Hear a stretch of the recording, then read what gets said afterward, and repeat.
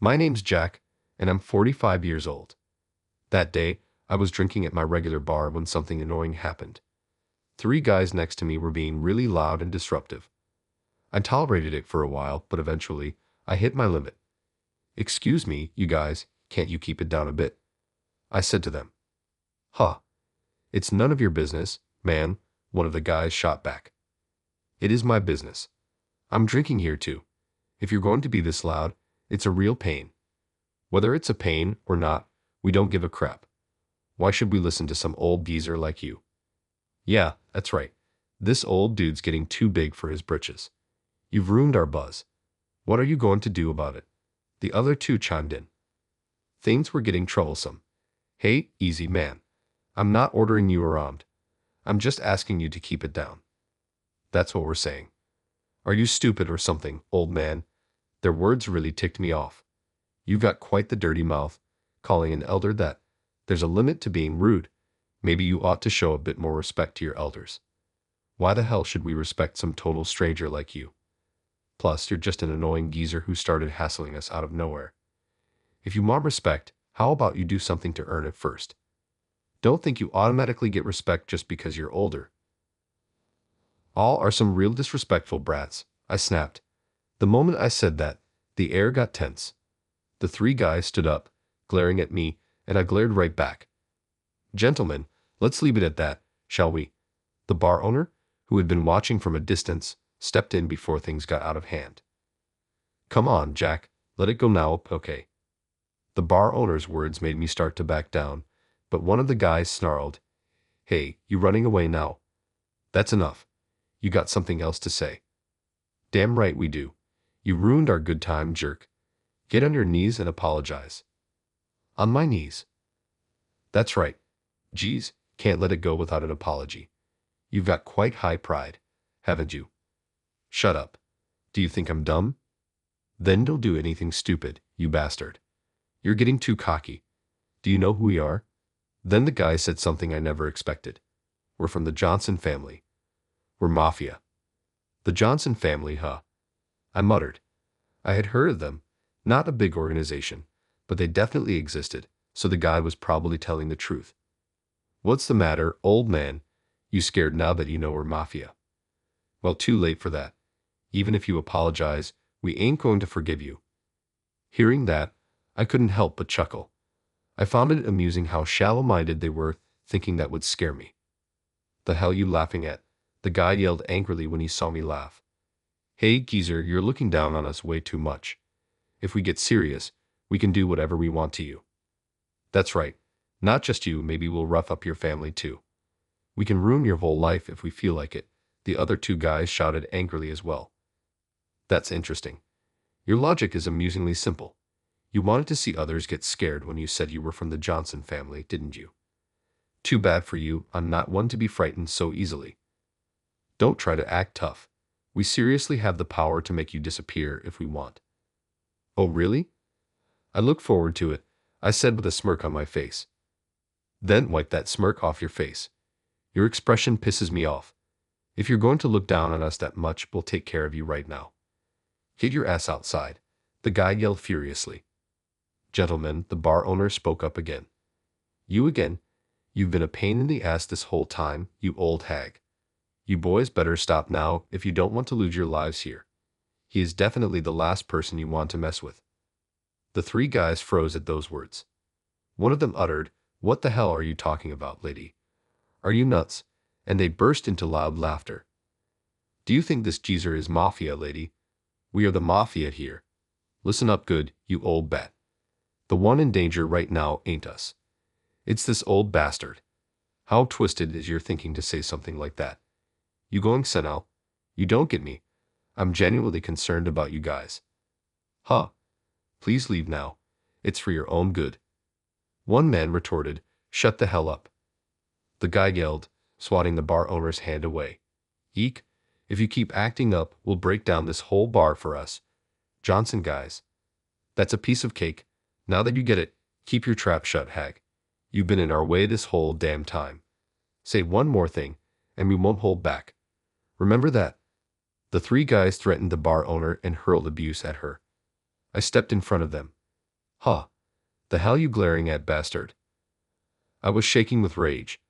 I couldn't forgive what those guys had done. You Johnson punks go after civilians too. The hell are you on about?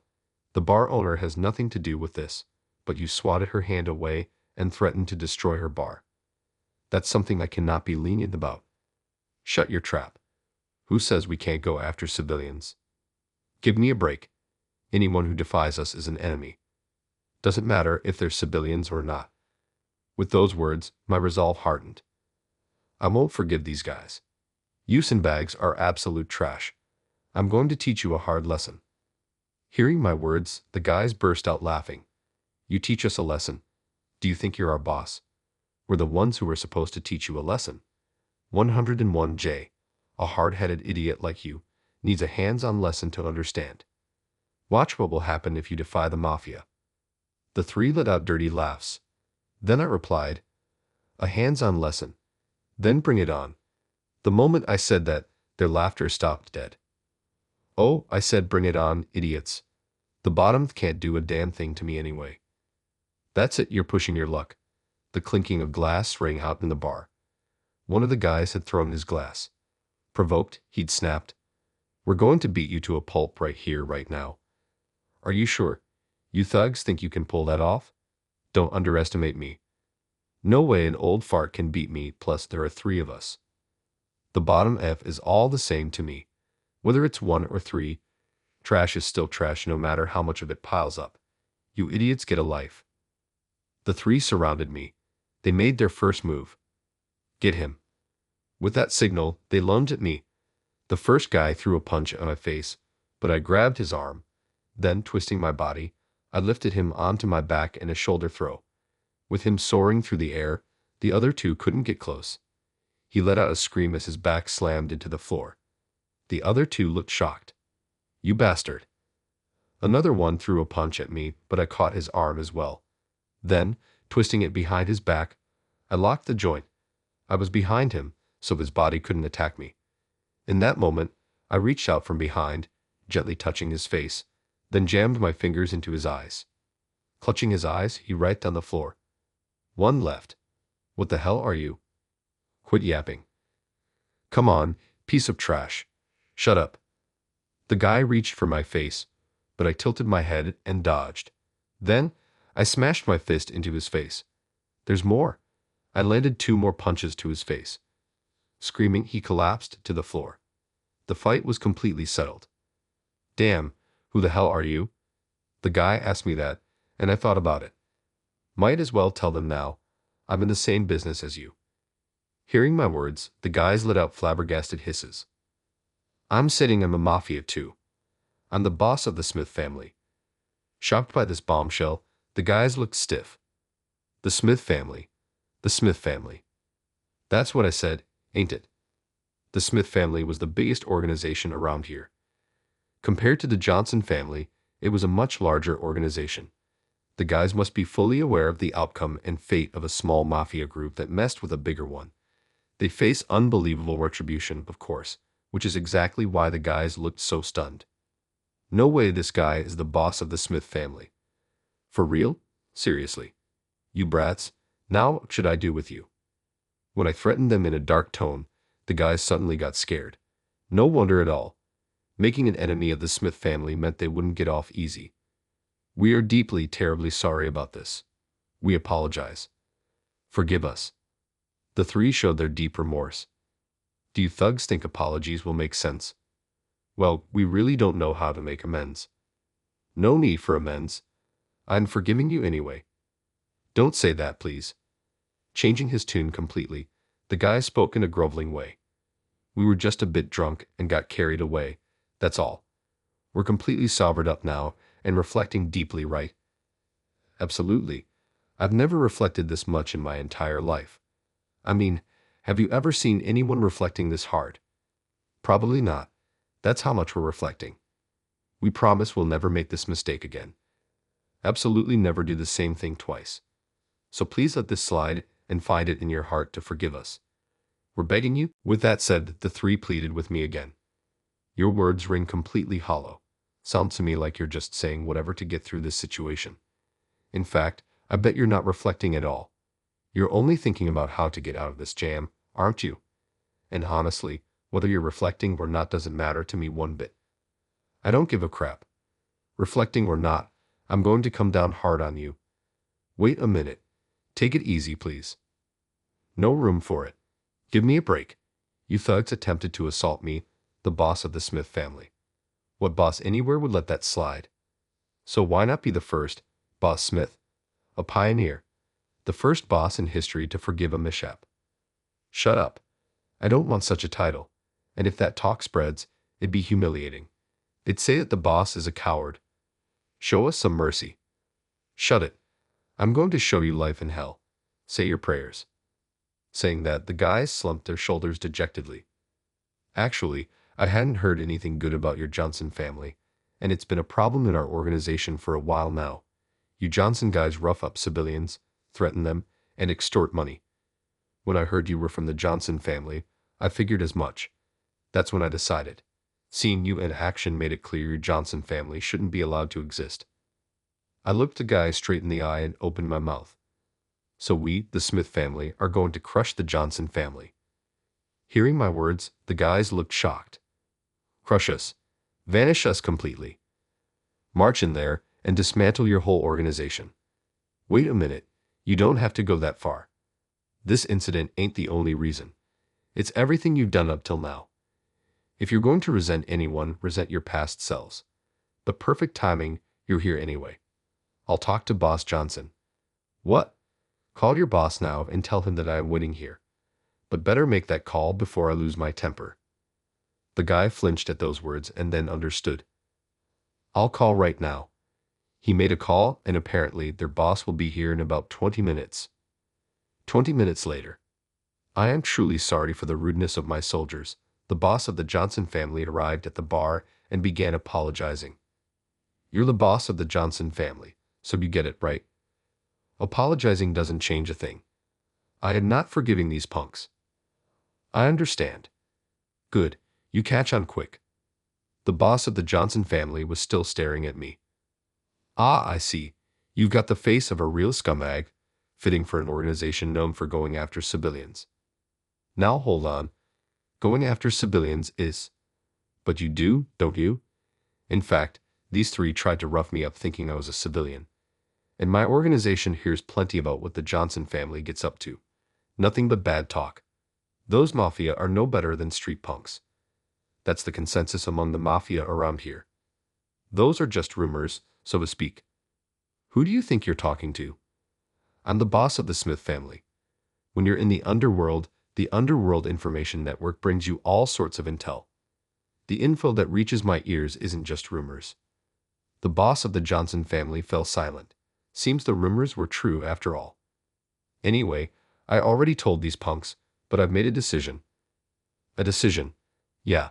We, the Smith family, are going to wipe out the Johnson family completely. Hearing that, the eyes of the Johnson family's boss went wide with shock. Naturally, he had just been told to his face that his organization would be crushed. Why would you do that? Why? There's a mountain of reasons, and you know damn well what they are. Mafia who go after civilians like you are nothing but trash. Everyone would be happy to see you gone. Of course, your existence is a thorn in our side too, so we got reason to celebrate. Wait just a minute. That's way too tyrannical, no matter how you slice it. Are you an idiot? Mafia are always tyrannical.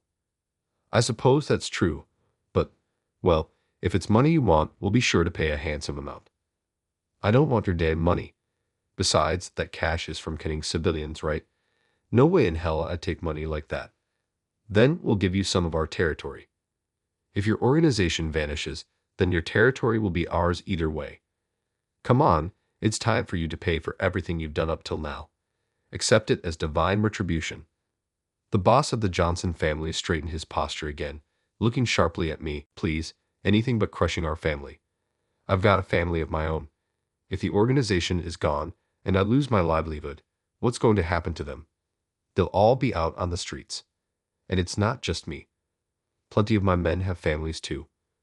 For their sake, please find it in your heart to let this slide just this once. I'm begging you. The hell are you on about? If your organization is gone, Go get a real job. You can support your family that way. In the end, you just want to stay in the mafia so you can get big money the easy way. You just don't want to do honest work.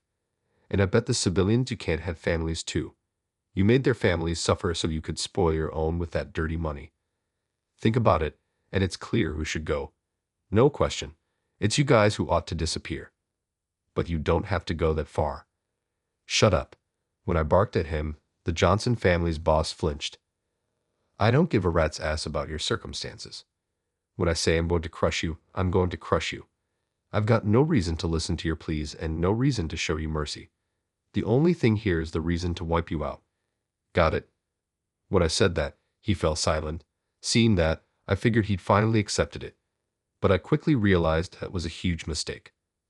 Sorry for taking too much time to clean up the mess, I said to the bar owner. Oh no, not at all. I'm going to take these punks to the office now, so we're done here. As for the cost of the broken glass. Jack, behind you. The bar owner yelled, her face going pale. I moved around. Turning your back, even on the boss of the Smith family, isn't so great after all, the boss of the Johnson family said to me. He had a pistol in his hand, the barrel pointed at me. I let out a sigh. Just when I thought it was all over. Looks like this is going to drag on. You brought a gun, huh? Well, duh. When you hear the Smith boss is coming, of course you're going to be on guard. The boss of the Johnson family grinned. Well, looks like the tables have turned. You can't defy me now. Can't defy you? Why not? Haha, come on, quit the tough act. You just happened to drop by this bar, right? So you shouldn't have a gun on you. Ah, you're right. I don't. No matter how strong you are, you can't beat a gun, can you? So how about it? You're absolutely right. It's a good thing your guys were unarmed, but I can't do a thing against someone with a gun. So it's a huge reversal, isn't it? I wonder about that, I muttered. Hey, now that you're pointing that gun at me, what do you plan to do next? Ha! Even if you shoot me, my men will definitely retaliate against you. If that happens, your lives are as good as over. Oh, I see. You're so calm because you think threatening me like that will stop me. But too bad, I ain't falling for that. If I shoot you, I'll shoot the woman there too. Luckily, you two are the only witnesses. If I clean this all up, it'll be like you just suddenly vanished. Well, the Smith family's ingathering might uncover it, but that's a gamble. Better to bet on the side with some hope than to let our organization get crushed without a fight like this. I see you've got a bit of a brain in that stupid head of yours. Don't you dare talk down to me. You've been looking down on me this whole time. I'll show you what we can do. And then, hey, you guys, the Johnson family's boss called out to his 3 men. You lot go find something to tie them up with and have a car ready. What, you idiots? Why don't you get it? If I shoot here, the Jinnat might alert someone and the cleanup will take time. I'm going to off them in the mountains, so get it ready. Then, boss? Huh. What? I think we better not do this. Their boss seemed to be surprised at this unexpected statement. What the hell are you saying? You chickening out? No, it's just, if we let them go now, we're in deep. You'll be in trouble too, obviously, so it's better to dispose of them properly. Why don't you get that? That's not it. It's not about that. Huh? I mean about what happened before you got here, boss. And then, hey, you can come out now, I called out. At that moment, about 10 men poured in from the bar entrance, and they all pointed guns at the Johnson family's boss. Wait a minute, who are these guys? My soldiers. When I said that, the Johnson boss looked shocked. Smith family members? That's right. Actually, while you were on your way here, I called my guys and had them wait outside. Those 3 saw it happen, so they tried to stop you. No way, you punks. You should have said something sooner. But boss, you wouldn't listen. Shut up.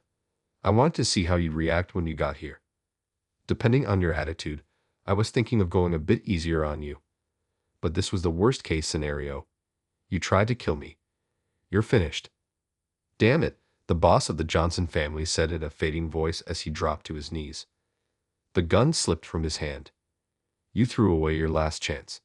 The light you thought you saw might have been light leaking from the gates of hell. Well, it's all a result of your usual conduct. Spend eternity regretting it in hell. Then, I spoke to my men.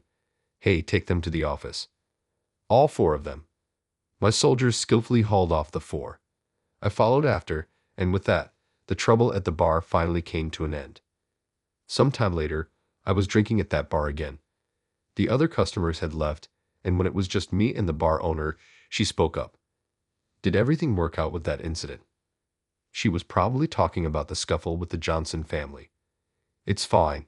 It's all over now, I replied. And sorry about that. Caused you trouble too. I apologized to her. Not at all. You've done so much for me. If anything, I should be thanking you. Thank you for always looking out for me, the bar owner said. Well, it's for my bro's sake. The bar owner was actually my brother's wife, but my brother passed away from illness about 10 years ago. At the time, the bar owner lost her will to live and seemed on the verge of fading away. Take care of my family just before he died, my brother said that to me. So after he passed, I helped out a lot financially. I even chilled out the capital needed to open this bar, and through that, the bar owner regained her will to live. The kids doing well? I asked her. Yes, they're doing great.